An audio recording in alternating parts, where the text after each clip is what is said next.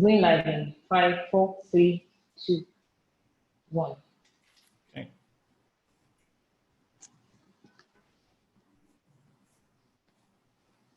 Good morning, everybody. I welcome you very specially to the 5th edition of our Citadel Webinar Series.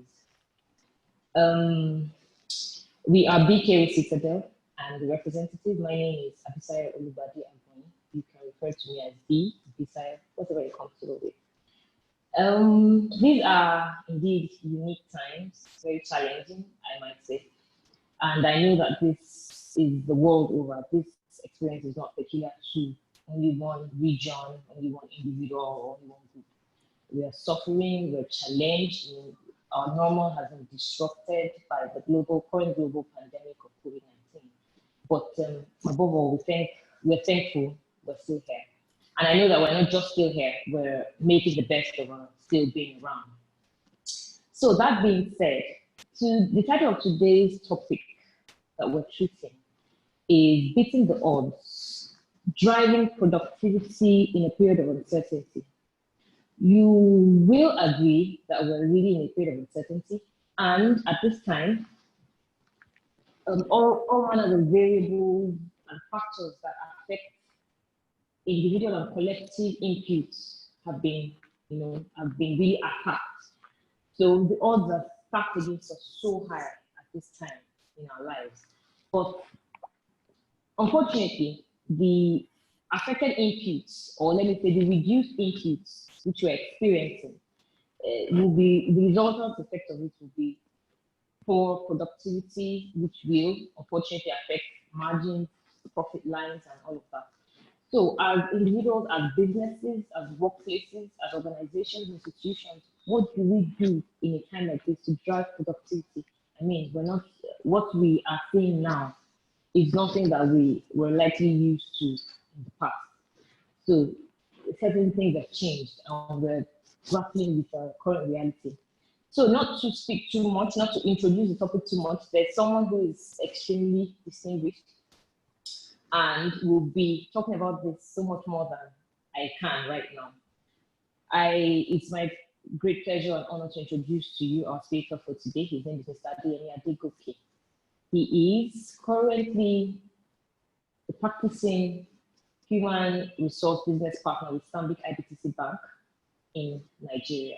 Oh, by the way, my apologies. I do welcome everyone that is joining us from every corner of the globe, because quite, what should I call this now? One of the opportunities that this season has afforded us is, there's so much more seamlessness now. There are no more boundaries in time and place. We're leveraging more than ever before technology, so there's no barrier of time again. So I can assure you, I speak confidently that we have a lot of people joining us. I'm sure we'll check it, but I'm sure there must be representatives across the 4 corners of the globe joining us now. So that's to say also, Mr. Adeyemi, Adegoke, you are speaking to an international audience. I am hosting an international webinar. I do say so myself. If no, in case you're not okay with it, I do say so myself. So very quickly, I'm going to read to you a short profile about our distinguished speaker. Adeyemi is a seasoned HR professional with close to 15 years work experience in various facets of the human capital function, such as resourcing, talent acquisition, performance management, employee services, and business partnering. Adeyemi holds a BSc in Business Management from the University of Jos in Nigeria and is an associate member of the Chartered Institute of Personnel Management. He is currently a human capital business partner responsible for the personal and business banking South Zone of Nigeria, digital transformation and relationship banking, of Stanbic IBTC. Adeyemi is a multiple service excellence award winner at Stanbic IBTC Bank. Other notable achievements is the successful integration of 4 international subsidiaries in Ghana, Cote d'Ivoire, Rwanda, and Burundi during his stay in Access Bank. Adeyemi is an analytical, goal-oriented gentleman and possesses strong people management skills. I can testify to this personally because Adeyemi happens to be a very good friend of mine from over the years. And in social Nigerian parlance, it's someone I can call my G. Adeyemi is, I consider him my G. But today he's not too much of my G today. Today he's possibly your G, I can say that. So I present to you, Mr. Adeyemi Adegoke. You have the floor, sir. Please go ahead. All right. Thank you very, very much, Abisayo, and welcome to everybody who has dialed in. We're grateful, and I just want to thank you very much. I hope that's going to be an important and inciting session with me. So thank you very, very much, Abisayo, for the introduction. All right, so not to waste so much time, I'm going to be speaking on beating the odds and how businesses, and whether you're an individual, whether you're an employee, whether you're an employer, how you can drive productivity in a period of uncertainty. You would agree with me that there are so many things that have happened, at this time, and with the COVID-19 pandemic issue, and so many things as well that has come up, that's really shown a little bit of how things that we thought mattered back then don't really matter anymore, and all what we're just trying to do is just to stay afloat, and how we can drive businesses as well. So I think it's important that as we drive those businesses, what are the key things that we need to look forward to? What are the key things we need to watch out for to be able to drive productivity? We know that we're not, as a business owner or institution in which you work for, it's not a charity organization. So what that means basically is that we are in here for business. And if you do not, do your part as an employer or an employee, for the people who you're accountable to, they will lose that business interest and that shared value that they have in you. So productivity is the watchword for 2020. And especially with now that we have a lot of COVID-19 and a lot of issues that come up and all of that, we now have COVID-19 and then productivity as a two key watchwords in Nigeria and even in the world as entirely. So Abisayo, can you put up the slide? Okay, so for now, what we have basically in as a country is the rising cases of COVID-19, as the case may be, and as at today, we have 457 new cases, right? Total cases in Nigeria, about 44,890 confirmed cases.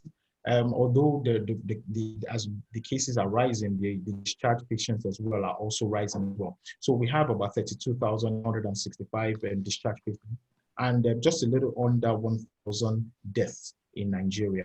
So we have about 927, deaths that have been recorded in Nigeria as well. So it's quite important that, as an organization or as an individual, we need to see these numbers and understand what they are. We live in a VUCA world. And so currently, what that means is that it's very volatile. Anything can happen at any point in time. A lot of uncertainties for businesses, a lot of uncertainties for employees. There's a lot of uncertainties for employers, and we live in a very complex world. So many things are happening. You can wake up today, go to the office, and it's a different thing entirely that you are expecting to see, because we are not in control of the virus. We're not in control of impact as well. And then we're living in a world of ambiguity. Nothing is straightforward. All the projections and everything that the business country has actually made, back then, and we have seen that a lot of them have, not even come to play. So it's important that, as organizations and as individuals, that we need to look for different ways to be able to work around this. We have seen that it's not important again for us to be able to have brick and mortar, offices like what we used to. A lot of people are working remotely and all of that. So I think it's important that we need to take that into consideration and move into the next step on how we can drive your businesses and every other thing else forward as well. Okay, so next slide, please. So part of the impacts as well that we've seen in Nigeria, as we've seen it, is that there is a major crisis, and the major crisis itself, are things that we can and as much as possible begin to start looking at things as well that. What we have is that we've affected business models. So we've started to see organizations start to relook their business model to say, this is what we planned for, in the course of the year. Would this work for us? And the thing about business models is that it's not a one size fits all.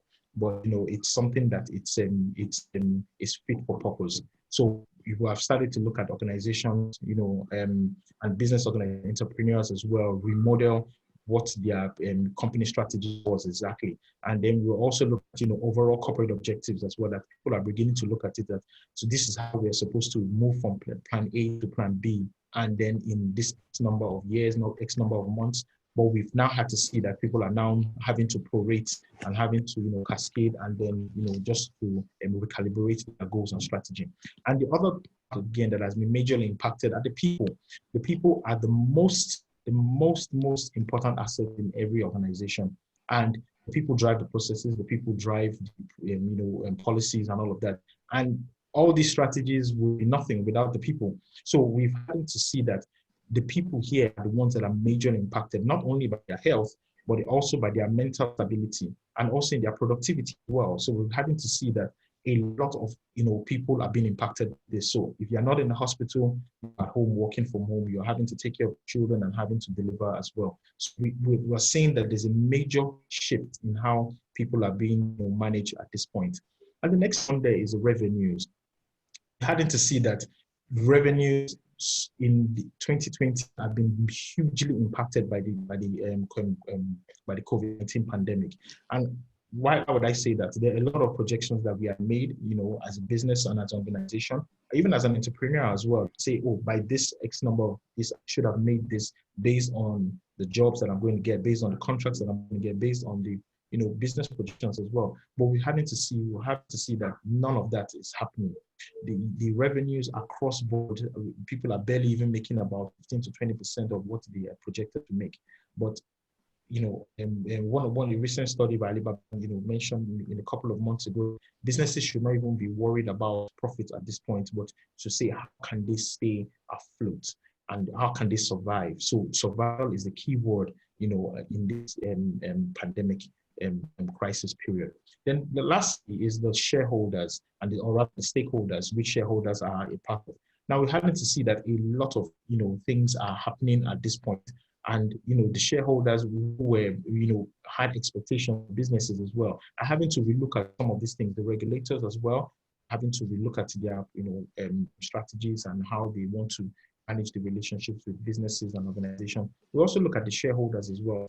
A lot of people who have invested monies in businesses that they thought that would give them the required returns at X number of months or years are having to see that a lot of those things are dwindling at this point.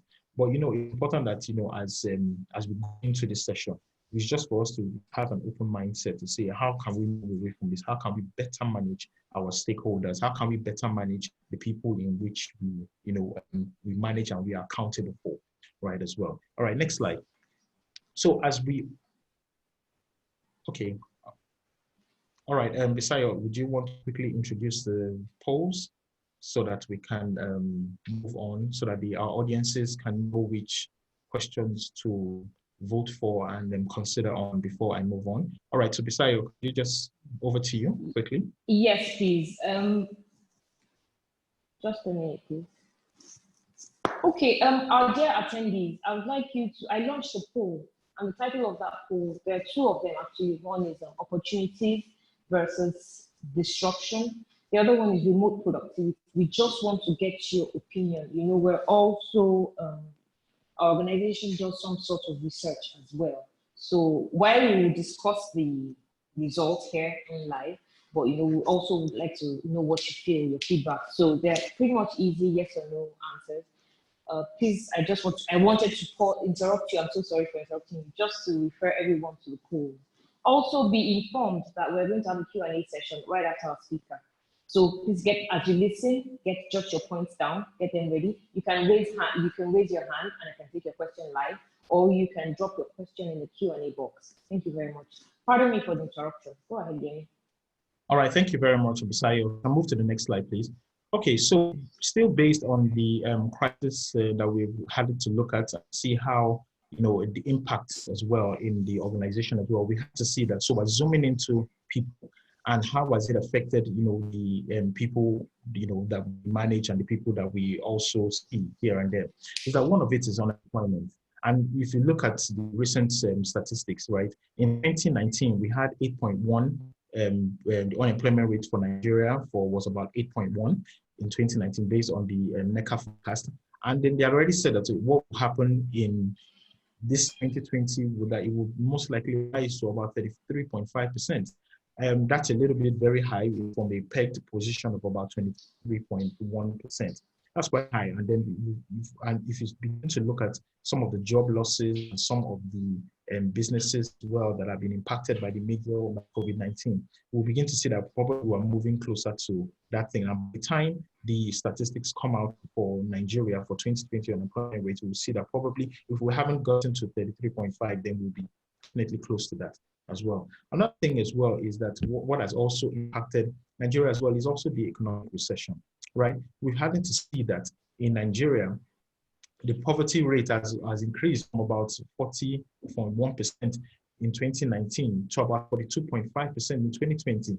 We have the inflation rate, which is actually, majorly impacted by it. And then statistics also show that Nigeria's economy is likely to contract by about 3.2%, based on the pandemic issue and the impact as well. This is assuming that the pandemic is contained in quarter 3. If it's not contained in quarter 3, which ends next month, by September, if it's not contained, then we are sure that Nigeria's economy will definitely contract further than the projected 3.2% as well. So we are already in an economic recession as well, right? Then we also looked at the collapse in crude oil prices. Sometime in April, we saw the prices drop to about less than $20, which was about $18, right, as well. But now it's currently about $43. So things are really picking up. But Nigeria that had made their projection on a certain number of, on a certain crude oil price, and we're having to see that we can't even meet up with our expectation, and other businesses as well that fall into this category as well. For inflation in Nigeria, we're saying that currently we are about 13.39%, which is an increase from 11.4% in 2019. Cost of goods are going up, cost of services are going up, but the revenues and incomes remain the same, and some of them are even cut as well. We've also seen the stock market crash as well. There's so many stock market prices for big companies, blue chip companies that are selling far less than the Netflix and other IT infrastructures as well. So we're beginning to see a lot of dwindling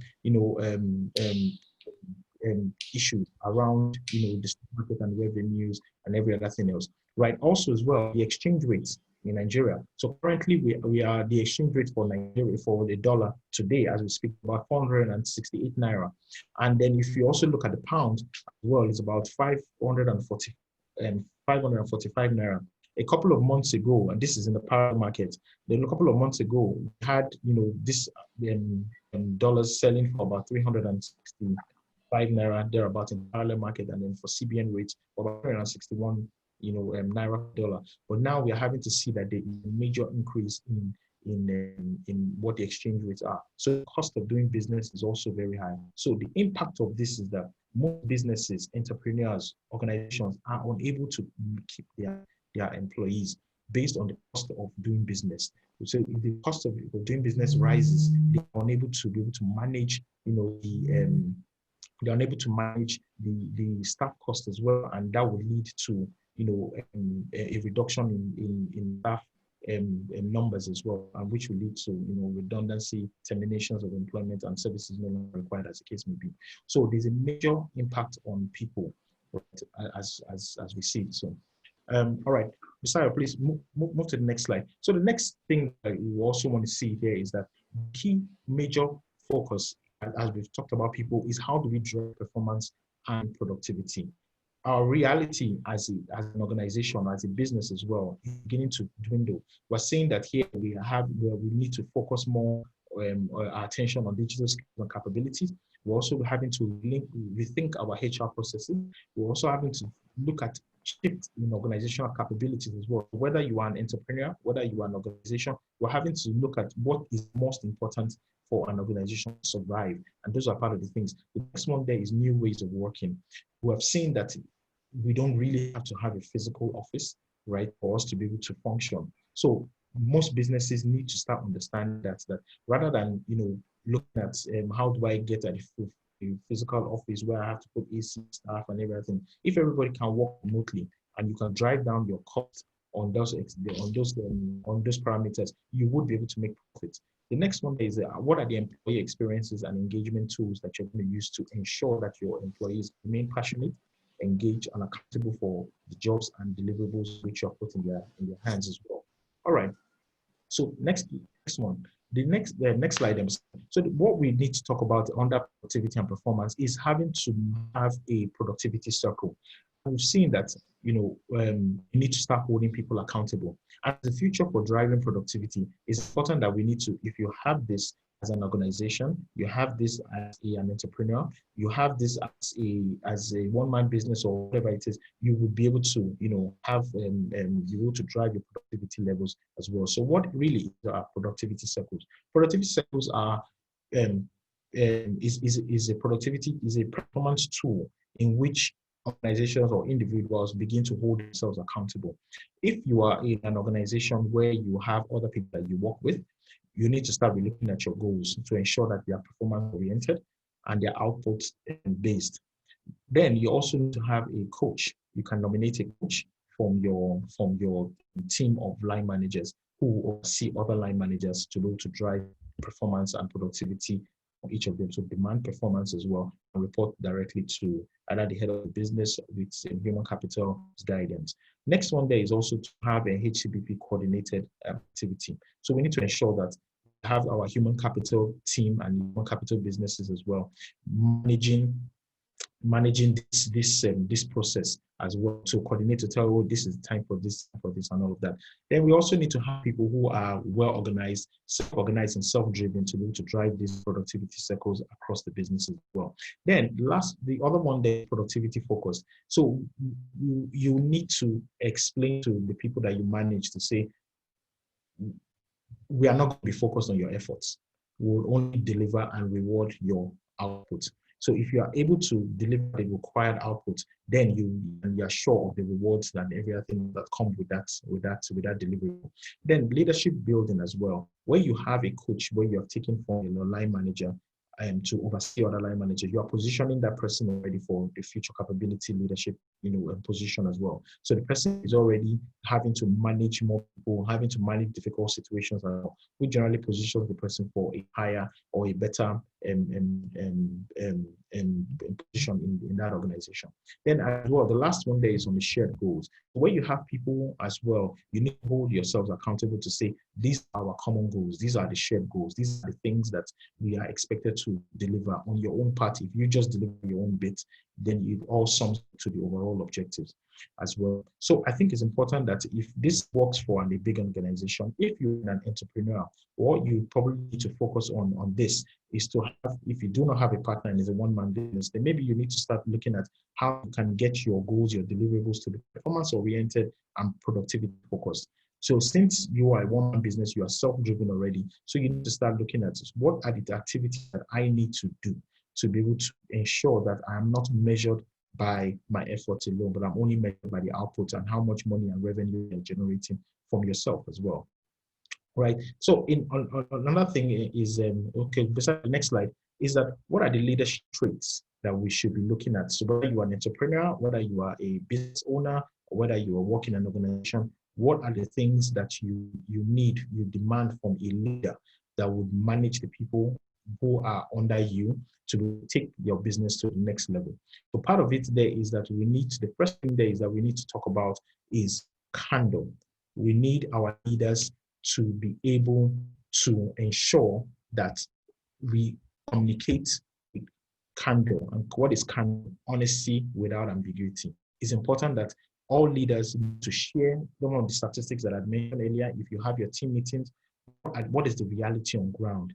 The time they speak to the people as well, they need to let them know that these are the different times that we are in, and these are times where there are so many issues, and if you do not come to the party, then there are far-reaching implications for your organization that you work for, or your business if you're an entrepreneur.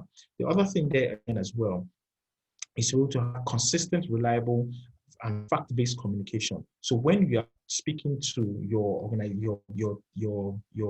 employees, you need to be able to spill out the facts about it. What's your profit line? What is your revenue line at this point? Where is the gap in where you are from where you want and where you want to be? People need to see all of that. And in that, they are able to know, okay, I need to play my part in this area. It gives you a shift in focus to be able to say, this is what I need to. Maybe we've been spending more time here. Maybe we need to start looking at other business lines to be able to add more value to it as well. Then we need leaders who are empathetic. We need leaders who show empathy to their employees. Now, right now, a lot of things are happening. The children are on holidays, and we have people who are working remotely. What is the impact of that on the employees' mental stability? We're having, especially mothers and wives who have a career to build. We're having to manage homeschooling, having to manage taking care of the children, and having to manage the home front and then the work front as well. So we're having to see that there is a lot of disbalance in what we had initially requested for. Other times, people will go into the office and leave the home front, focus and all of that. And then when they get back into the house, they know that they are. So there's a clear line. But now we're working from home, the lines are truly blurred. And it's important that we have leaders who understand this and are sensitive to the employees that they manage as well. Right. Now, we also need leaders who are future thinking and are able to manage hybrid teams. So what are hybrid teams? Hybrid teams are teams that you can't even see. Just like I'm at home working from home, we need to have managers who are able to manage people like me, where we don't have anybody sitting in the office around you. Some line managers over the years have spent 20 years of their lives going to the office and seeing their direct reports with them and still not having that trust there. So now we begin to see that they are working from home. You can't even confirm whether your employee, your direct report is at home or is in the market, especially at the time when you requested for a deliverable. So it's important we need to have line managers who have the ability and the technical competence to be able to manage hybrid teams. And how can you do that? You need to ensure that you stay connected to your team. If you're going to have Microsoft Teams or Zoom meetings, every now and then, throw in deliverables and hold everybody accountable for some of the requests that you have made. That's how you start to track performance as well and begin to understand how exactly it is can you begin to demand performance and productivity from this direct report that you manage as well. The other thing that we need line managers who are flexible and adaptable. The key word here is adaptability. Change is constant. So we need employees as well to be able to understand that we are in unprecedented times. We need leaders to be able to resist the temptation of sticking to a decision, to appear decisive, but they need to spend more time to start reviewing new data so that they can take informed decisions. So what do I mean by that? When an employee is out of the office on sick leave and all, there must be something that is responsible for a direct report for falling ill or not being in the office at a particular time.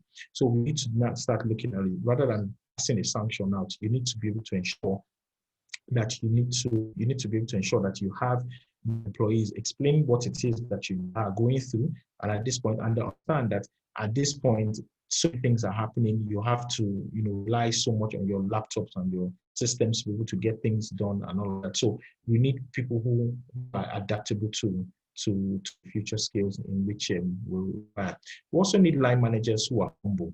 We need line managers to not think that they know it all, because some of the policies, processes that we churn out are impacting the employees. So we need line managers to understand that some of the feedback that will be given will be given not from an external customer, but it will be from internal employees in which they manage as well. So we need to be able to get feedback from them and know that they cannot know it all. And some of the people that they manage as well might be able to give them better and more far-reaching results and based suggestions on some of these processes that have been done.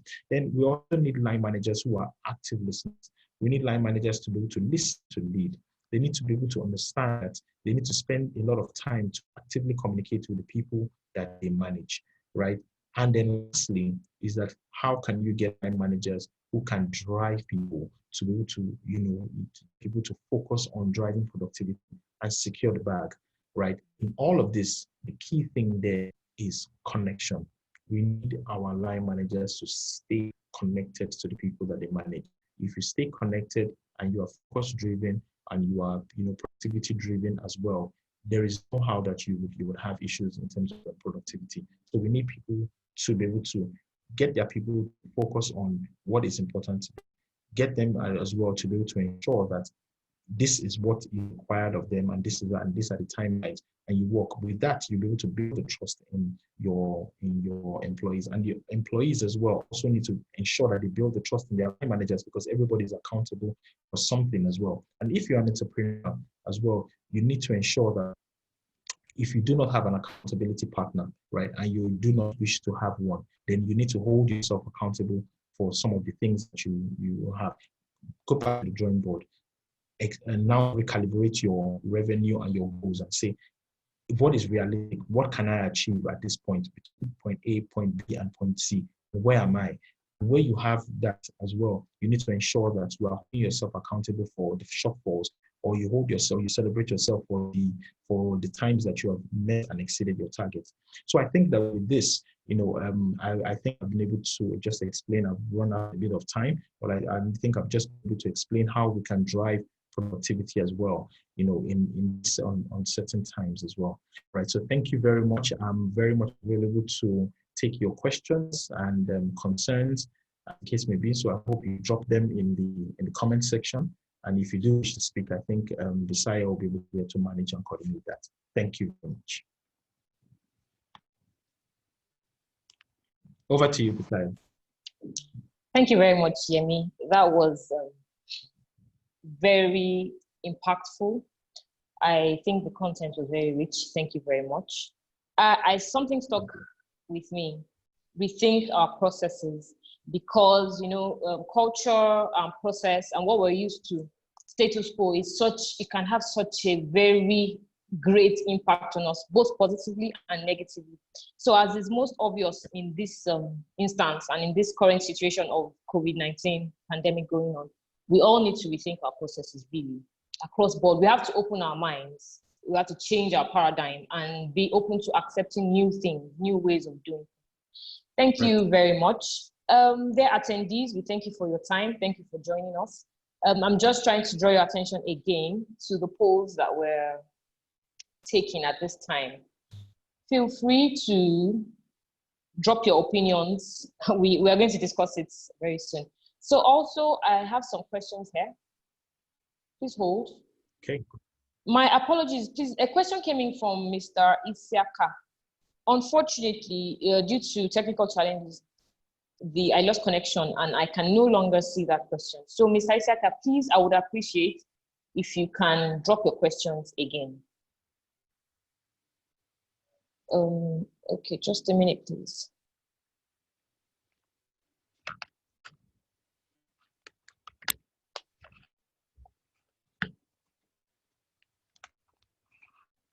Okay, I have some, I'm also following with my mobile device. So some questions are coming to my Zoom page here. Someone asks, how do you reintegrate our workers who have tested positive to COVID-19, but are ready to return to work, given that some of our workers are skeptical about working with survivors of COVID-19? Would you like me to repeat that question, please? Or did you get it? Yes, okay. I got that. All right, so thank you very much to the person who asked that question, and I think it's very, very valid, especially in the times in which we are in. If people have a preconceived, impression about how the COVID-19 is, and because it's new and because of the impact that it has had, is a stigma that is attached to it. And it's very, very normal, and it's very, very okay and valid for you to feel skeptical about reintegrating employees back into the workforce, especially those that you know or you are aware that have tested positive to COVID-19. So how do you do this? First things first, it is important that as an organization that you need to keep the health status of your employees confidential. And it's important that we need to have, keep your employees. So you don't want everybody to know that the person has tested positive. to COVID-19 because of the stigma that is attached to it. But assuming that that has gotten out of hand and the people know, before you get your employees back into the workforce, typically what it is that you need to, one, for those people who have tested positive to COVID-19, one of it is that before they are reintegrated back into the system or back into the workforce or back into the physical office itself, they need to provide one, either a COVID-19 NCC report stating that they have a negative status, or they have a discharge certificate from NCDC as well. So I'll give you an example. If you test positive to COVID-19, you are meant to go on 14 days quarantine, self-quarantine. And after 14 days, assessment that is given to you, that is done by NCDC. If you are not showing symptoms, they would manage you can do home management, and then they give you a discharge certificate, which you can present to your employer or your line manager or your human capital personnel to allow you back into the office. Where this is not the case, where you are showing symptoms and you have been taken to the isolation center, before you are released, they do another assessment, another test as well, which then gives you a negative status. So that as well gives you, that opportunity to provide that, to say, I am now well, I've done assessment and I'm good to go. So with that, the human capital or line manager can present that to the organization to say this person is, and then get the person back into the workforce. Now, if the person tested positive while in the office or whilst in course of duty, it is important that you shut down that place, decontaminate it, and send every single person in that place for a test. In a case where you do not want to destroy businesses, you can shut down the building and send everybody on self-isolation. Everybody should work remotely. And then where the person's result comes back positive, then you can take a next action to get everybody in the workplace where the person works tested. But where the person's result comes back negative, then you are a little bit sure that the person is not has not infected any other persons as well. Then you also need to, whilst you have decontaminated that place as well, you also need to ensure that you have safety procedures and safety protocols in the organization that you work for. All right. So thank you very much. I hope that addresses the question. Yes, it does. Just a minute, please. Okay, so I have another question here. I now have Mr. Isiaka's question. Okay, but then there is a question from Tosin Iluyomade. Okay. Okay, that question says,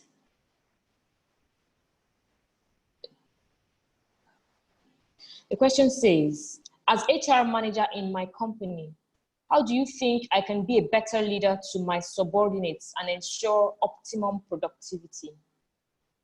Okay. Did you get that? Fantastic. Or should I repeat it? Yes, I got that.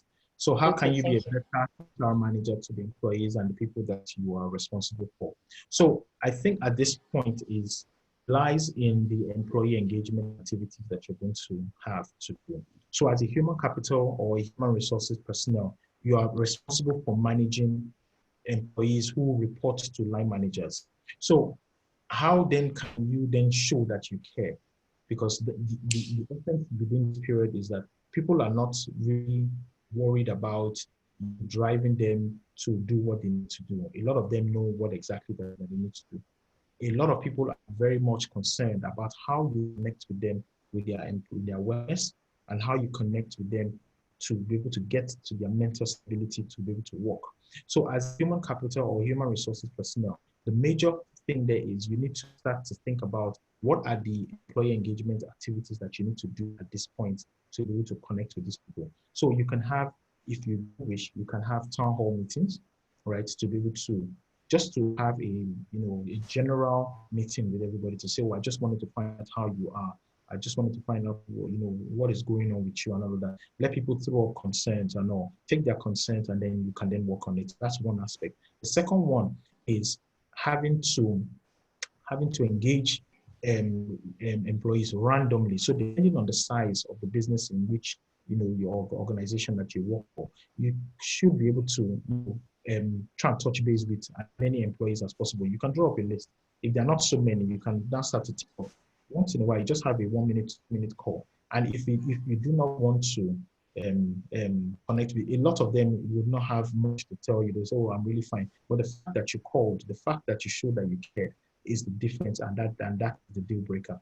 So by the time you call an employee randomly who's not expecting you or who sees you in a very strict light, but you call and say, "Oh, how are you? How are you coping this period? How are your children? How is this? How do you need any kind of support? Your work tools? Are you working from home? Are you working from the office? You know, and all that." By the time you have those conversations with people, people begin to start to see a different aspect of you. Then the other one there is ensure that you put your position down, you know, where you are engaging line managers. The employees need to know that you have their back. The employees need to know that you are there because of them. So when there are sanctions that are being thrown away at employees, you need to start to look at it differently, to say, remove yourself from the equation and ask yourself, if this were me or this happened to me, how would I handle it? And you begin to start to a different paradigm shift in the line that you have the support of the line of the employees themselves. They will know that this person was asking these questions not because he's a line manager or not because he's friends with a line manager, but he actually does care about, you know, me, and as human capital or human resources and personnel who supports me as well. Thank you. Okay, thank you. Thank you very much for that. What I got from that personally, you know, you have painted a picture of such an ideal line manager or supervisor or something.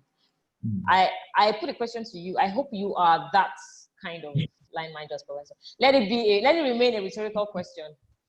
Your reports will tell us later. Tell me how you are doing with that. Okay, so I now have Mr. Isiaka's question. Yes. My apologies for not getting that earlier. He says, what are the unexpected productivity benefits of COVID-19? I find that question very interesting, but I'll let you, the experts, talk about it. Okay, so there are quite a number, and thank you very much, Mr. Isiaka, for this question. So having, you know, to have a, how would I put it?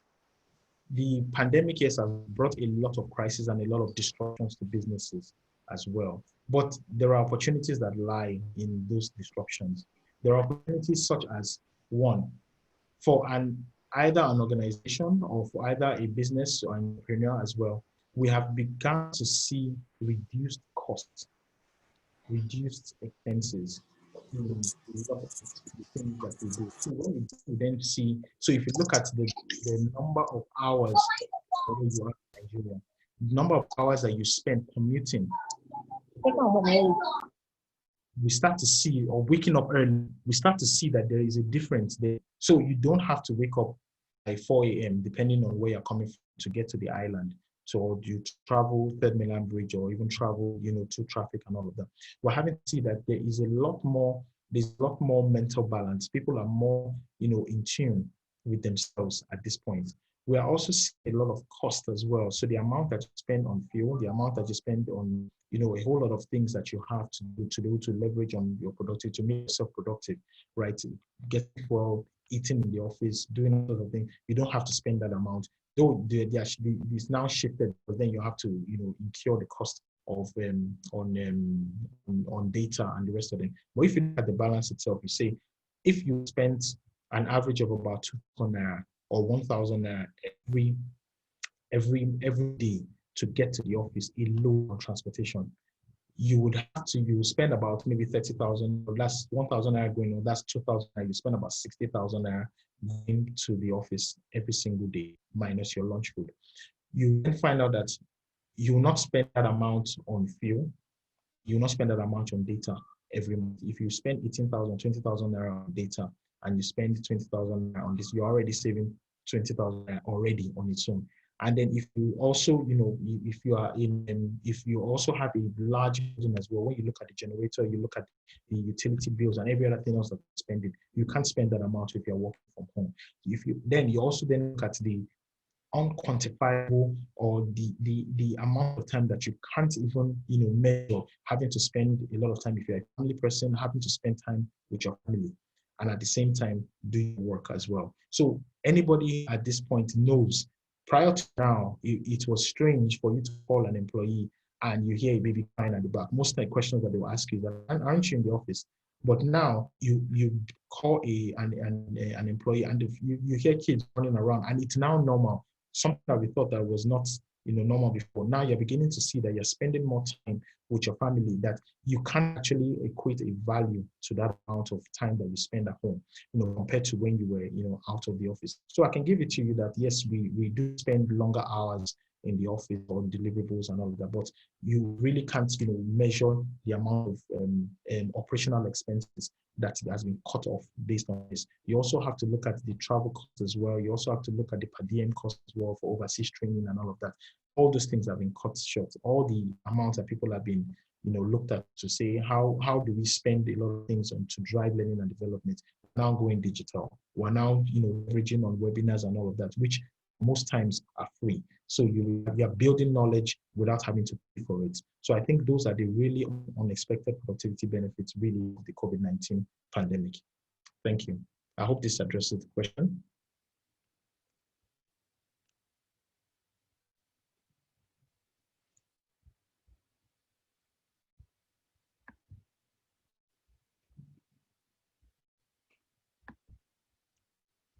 Okay.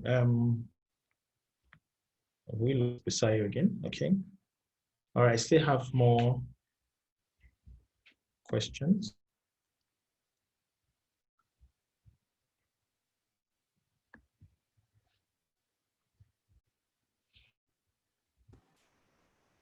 Can you hear me now? Yes, I can hear you now. Okay, my apologies. I was reacting to your response where you said that we're now, one of the benefits following Mr. Isiaka's question is that we're actually learning what is going on, but we're not spending so much. And then you spoke about like international travel and all of that.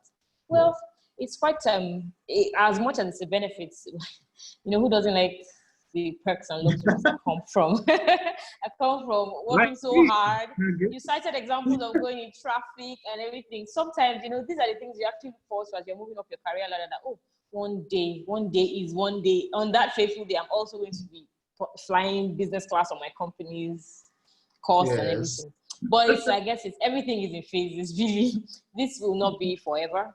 And I'm sure we'll be restored to those luxuries, quote and unquote. Also, you spoke about children. It's how it's normal for children to be running around. Well, anybody who so desires can ask me about that later after this session. Okay, so I have another question from Tosin Iluyomade as well. Yes. Thank you very much, Mr. or Mrs. Tosin Iluyomade. How do you handle a subordinate that is lagging behind, remains incommunicado when working remotely? If I quite understand this question, and as I learned as well, in this season, communication is key. I wouldn't say the most, we knew communication was key before, but because you're working remotely now, more than ever before, you have to be in touch. You have to be, available, so to speak. So he or she wants to know how to handle a subordinate who just refuses to conform to this new, I don't want to call it just a trend, but this new responsibility of always being available. Okay, thank you very much, Tosin, and very apt because it's actually in line with how do you drive productivity in this case. And remember I spoke about having to, where now we are relying solely on digital platforms, and we are not seeing people, we are having to manage hybrid teams. So this is a classic example of a hybrid team gone wrong. So how do you manage somebody who is lagging behind, right? One, who remains incommunicado. So you call the person severally, the person doesn't pick your calls, maybe a day or two, you respond to the mail that you wanted to. So it's important that you start to document some of the lapses and some of the performance and gaps that this staff may have, because remember that the team is as strong as the weakest link. So it's important that you start to document these gaps to say, and if you are working in an organization, what does your human resources staff book say about disciplinary issues? Use that as a guide, and I can give you some examples. If you are working as an entrepreneur, and you also have employees that work with you, and this is a classic example of what happens. If it's an unstructured organization where you don't have a handbook or anything else that guides your human resources, policies and strategy and processes as well. There are two ways that I'll tell you about that. So if you're working in an organization, the staff handbook would say, how do you define your disciplinary issues? You need to start to document, so you give the person a query. If the person does not respond, then you notice that this is a non-response your query. You give the person deliverables and the person doesn't meet up with the time frame as well. You then, after documenting this, if you work in a structured organization, you can then position your case with either your line manager, your own line manager, or your human capital and business partner. And you start to position the person for a performance improvement plan. Now, if you before you have this, you should be able to, either one, issue the person a sanction for non-response, or issue the person a letter of displeasure for not meeting up with the performance gaps. Where there is no significant improvement over a period of time, then you can initiate a performance improvement plan. And usually, a performance improvement plan standard is about 3 months for you to be able to manage. So if this person is still not living as well, we need to be able to ensure that you are ensuring that the person is not measuring up, and you are positioning the person for an exit in the organization, rather from the organization. Then you have your performance conversations with this person. If this person still remains incommunicado during this period, then the person is clearly has decided not to be an employee of that organization. And you can give the person, X number of days. The person doesn't respond to your mails, respond to your calls, doesn't meet up with deliverables over a certain period of time. Then your staff handbook should be able to have guidelines of how to exit people such as this, either through a performance improvement plan or through an abandonment of duty. So if you have a section in your policy that has an abandonment of duty, there's usually a time frame. Either people who have not been in the office for 5 to 6 days, then you take a decision on them. If you don't have that, then you need to start looking at things like that. You also need to start looking at what are the things that you need to not do so that to earn you a performance improvement plan, where there are gaps and where you remain incommunicado for X number of time with deadline and backlog of deliverables, then that should earn you a performance improvement plan. And if you're unsuccessful at the end of that process, then you're on your way out of the organization.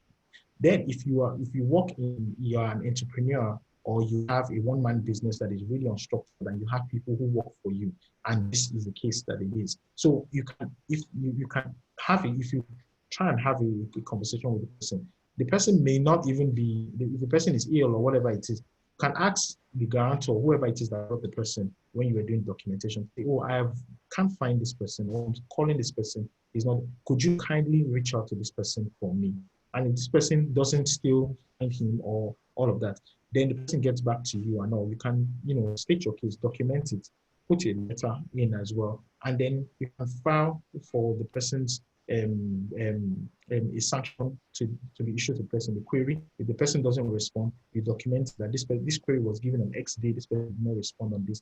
This continues for over a week. Then you are ready to already position the person for an exit if you work in an unstructured environment, because you can't continue to pay somebody who is incommunicado in your organization. It doesn't just make any sense, right? As well. So I hope that helps with this. There are more things to talk about, but I don't want to spend too much time here on it.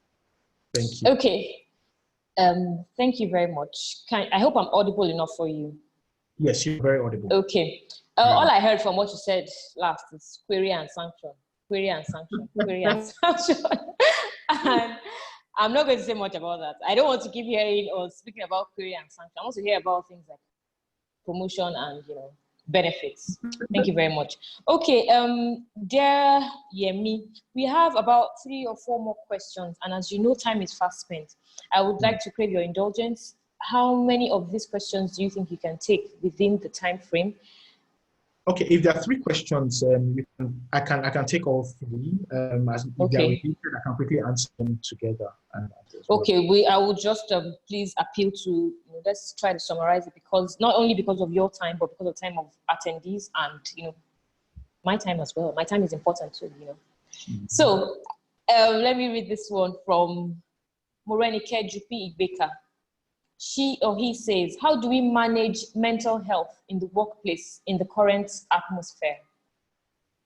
Okay, good. Mental health. Is there any other question so that I Oh, can yes, take? there is. Okay, you want me to take all at once? Okay.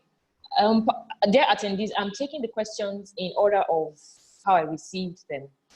And for any questions we are not able to answer live, please be rest assured, we will answer by mail. That being said, let me quickly go to that. Another question comes from Omoumi Fadoyin Keshinro. She says, once the pandemic is over, organizations will clearly have to rethink the way businesses are carried out.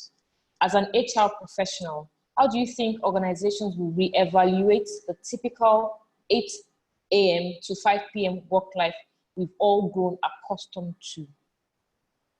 Would you like me to take another question? Okay, let me take these two first. Okay, Okay. so for the mental health, so thank you very much, Morenike, for that question. And I think it's very, very key.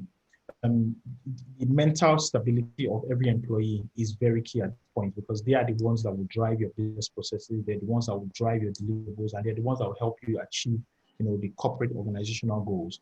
If they are not balanced upstairs, it's impossible for them to be, in line with what you want them to do. So how do you ensure that you manage this? So like I mentioned in part of my presentation, is that as a human capital person or human resources, you can't be everywhere at the same time.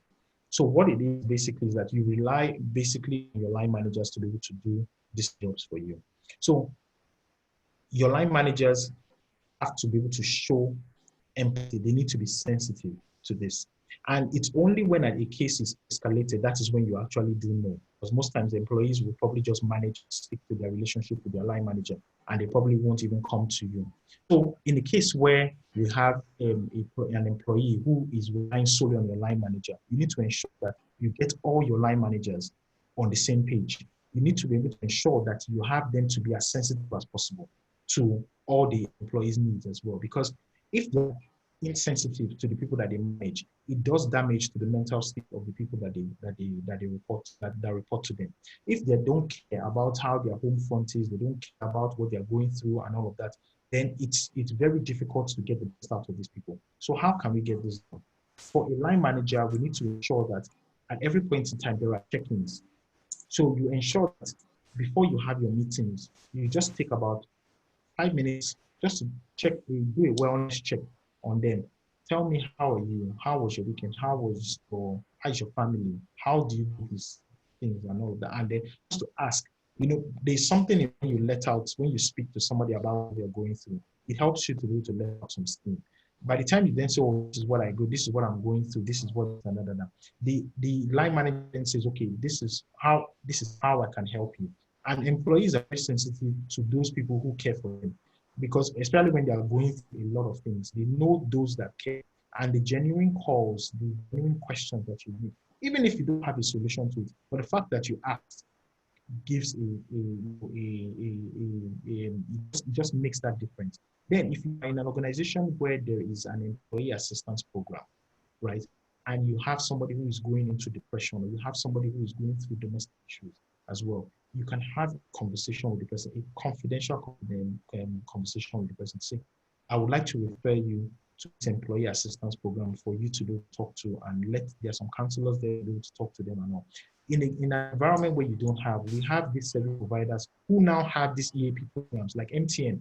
I think mobile as well, but I know that MTN has. So you can get the numbers, do the research, get the number, and then call the person to say, I have an employee who is going to call you. I would like you to please engage. When you go a step further and your employee knows that this is what you did for him or her, that mental balance check will be checked. So what is it am I saying? Connection. Let them know that this is how you feel about them. Let them know that this you care for them as well, and then they will to do, what you need to do. So that's for the mental health check. The other one for the HR processes as well. As a human resources personnel, it is important that organizations start to look at the resumption and closing time. We also begin to start looking at the flexible hours as well. It would be sad for organizations to go through this process or go through this pandemic and still return to the way they were before. Then that organization is set up to fail or set up for self-destruction, because we have now seen that really we don't need to be in the office to be productive. So as a human capital personnel, we start looking at what are the resumption time, what does the handbook say about this? Probably you start to see a lot of organizations start to include flexi working hours, maybe 2-3 days in office, 2 days at work, depending on it is, or vice versa, 2 days in the house and then 3 days in the office. So depending on how you want to do it, but we are starting to see a lot of organizations. I belong to various HR communities, and they are really looking at the resumption time and everything depending on your role. So as a case may be, if you have a role where it's impossible for you to work remotely from the office, then you may need to organize shifts between them to say, okay, this week you need to work here, this week. And for those who are able to work work remotely, then those shouldn't even be in the office as well. And the staff handbook will clearly be able to accommodate some of these changes as well. So yes, a lot of organizations are beginning to have that shift on how things, and as if you are a human capital or human resources personnel, I like to challenge you that this is part of your delivery for the rest of this year and into 2021, to say, how are you going to change your own organization as well? How are you going to talk to your CEO or the line manager in which you report to say, this is what we need to do in the period going forward? Thank you. Right. Okay, thank you very much, Yemi, for your submission on that. I do respect that. I acknowledge that mental health issues are very real, and they have been brought even more to the fore at a time like this, when physical interaction is so much less. And you mentioned letting off steam. People are not afforded the opportunity as often as before to let off steam. Okay, I believe this will have to be our last question for today, that will be answered live. All other answers will, please bear with us, will be answered by mail and published along with possibly the slides that you will receive. So this question comes in from an anonymous attendee. How do you manage bosses who don't respect private spaces? I believe what this person is trying to say is, the employees, because the person has specified bosses. So being an employee down the line, how do you manage a boss, a supervisor who doesn't respect, doesn't respect? I would say, I want to define space on behalf of our anonymous attendee. Your time, your space, represents your space at this, especially at this kind of this season. Essentially, the space is equal to time. So please. Okay, thank you very much, Abisayo. Thank you for the question, our anonymous participant. Okay, so how do you manage? It's important that we need to be able to communicate with our line manager, and it's not all the time that we are able to, or we are afforded the opportunity to give feedback to our line managers. We need to know that as well. And a lot of line managers as well are not very good at taking feedback. So how then do you then communicate this? But this is 8 p.m. or this is 9 p.m. and you're still calling me for more related issues as well. How do I get to talk to you about this? So if there is no window for you to give an appraisal feedback at this point, then I think you may need to initiate a conversation with your line manager. So you may look for, you would know your line manager better than other people. But I think it's important that you be able to look for a time and just create, an avenue to be able to. So what you can do is that you can send maybe a mail to him, a chat or a text message. If I like to speak to you about something, depending on your gender, male or female, the approach is usually different. If you are female and then you send the line manager a message, please, I'd like to just speak with you about something. And then please just let me know anytime that is convenient. The person knows that you didn't send an email, so definitely it will be an informal conversation. And then when the person says, oh, I'm ready to talk now, And I said, no, are you sure? He's just sitting at his boardroom. And he starts saying, then you then say, please, I'd like to, please, I would just request that you don't take this the wrong way. And I would like to say there's a little bit of things that I've noticed that, don't really quite, it makes me uncomfortable. And then you then pitch your position. But you have to be mindful that you don't have, you choose your words carefully and not having to touch the nerve because of some of the times that now your line manager may not take this hook, line and sinker, but trust me, there's always time for reflection. And when every time they do reflect, they take those words, say, oh, this person did this, or this person said this, and I don't want to, cross the line as well. And you can also say it actually encroaches between the time I'm working from home, encroaches between the time that I have to do my homework, I have to do this and all of this thing. And just position it in a very, very respectful manner. When you do that, if you all you need to do is just say it once, because your line manager is not saying, I'm not sure the person is really there. The person will know. So if you have that and then position that, trust me, after a while, and then don't speak about it again. The person will change. That line that you have mentioned, and especially if you are a very solid employee who is not reminded about their deliverables, you will be able to catch the attention and the ear of the line manager in which you are complaining about. I hope this, but if you need more clarification, I would like you to kindly just read your questions again. I can respond by email just so that we don't take too much time from this session. Okay. Okay, thank you very much, Yemi. I do agree. I believe that this has been quite short, but very impactful. Your content has been spot on. You have spoken to many issues that are very relevant at this time. And I'm going to talk about the polls now very quickly. Thank you, attendees, for your time. We're wrapping up now.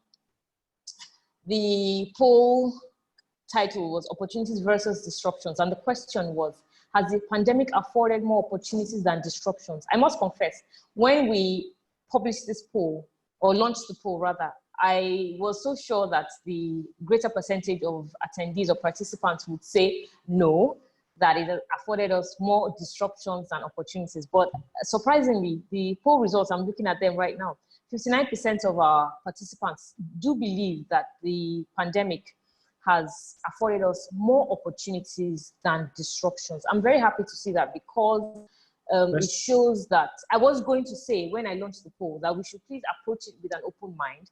We shouldn't look at whatever might appear like an inconvenience to us for now. But apparently, as the results show, the crop of our attendees are able to read between the lines and able to interpret the situations just the way they are.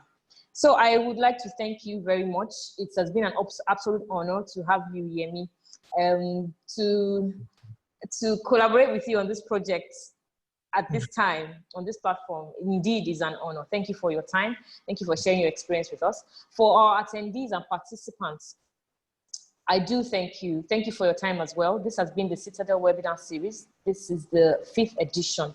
I take this opportunity to apologize again for the technical challenges we had when we published, or rather went live with our 4th edition. We will revisit that topic in due time. I'm speaking on behalf of B-K-O Citadel. We are social. Please follow, like, and subscribe to our pages on YouTube and Twitter, and even LinkedIn. Thank you very much for your time. Pardon me, I've seen comments in the comment section saying that I've been giving a serious face.